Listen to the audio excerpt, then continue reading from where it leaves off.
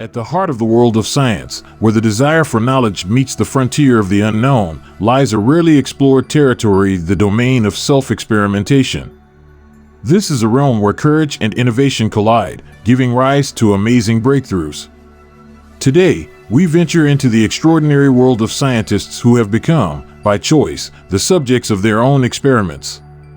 Although often viewed with skepticism in academic circles, this unconventional practice has been adopted by many scientists, particularly in the field of medicine. They recognize the unique value of a direct and non-delayed experience. From the desire to speed up the research process to the need to feel firsthand the effects of their experiments, they embrace this solitary path full of risks and uncertainties. Beyond the barriers of scientific bureaucracy and ethical dilemmas, these pioneers chose to take considerable personal risk.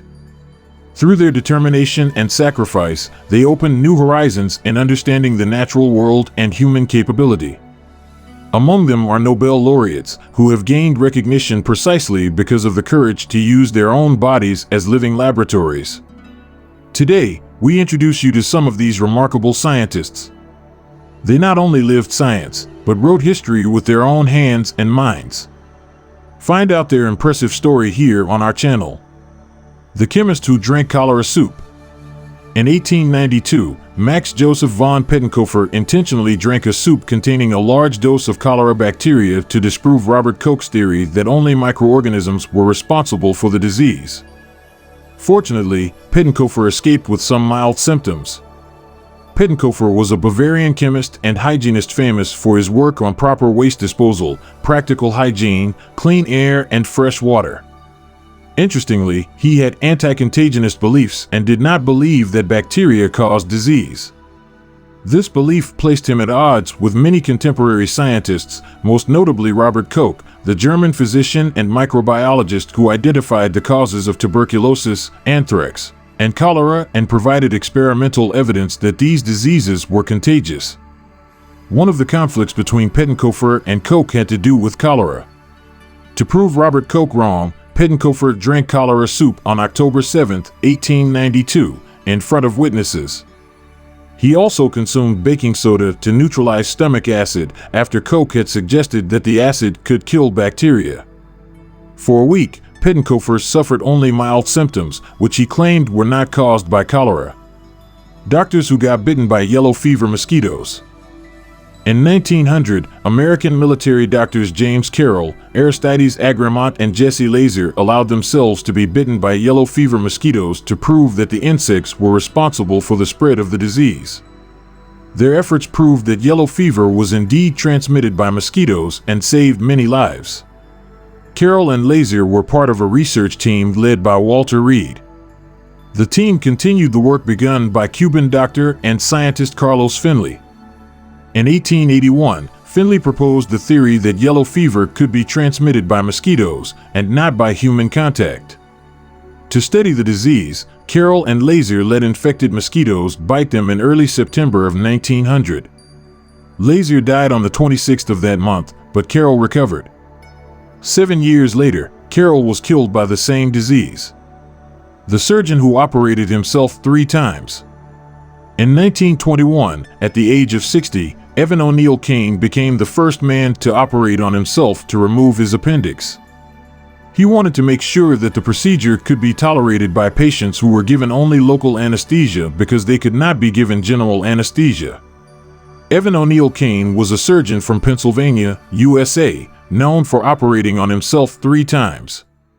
The first time he had surgery was in 1919, when he amputated a finger that had become infected. The second surgery took place on February 21, 1921, when, with the help of mirrors, he removed his appendix after giving himself a local anesthetic.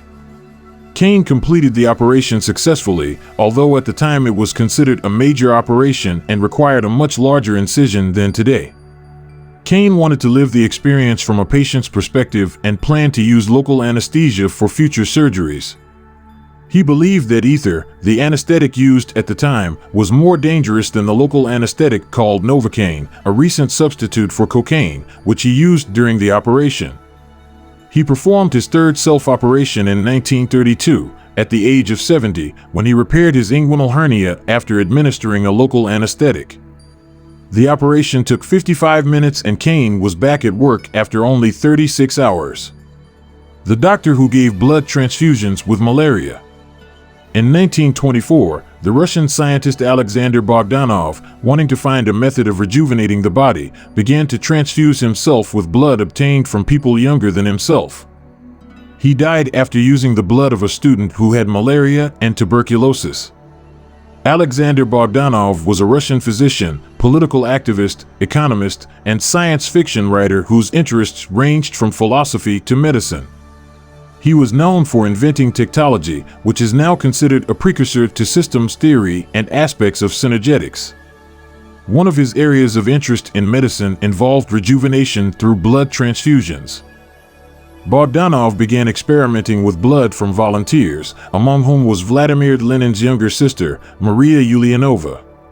He founded the Institute of Hematology and Blood Transfusion, which later bore his name. But one of the transfusions cost him his life. He had used the blood of a student suffering from malaria and tuberculosis. Some researchers are of the opinion that he committed suicide. Others believe that he died unintentionally because at that time, the idea of blood type compatibility did not yet exist. The surgeon who inserted a catheter into his own heart. In 1929, Werner Forssmann became the first man to perform a cardiac catheterization operation.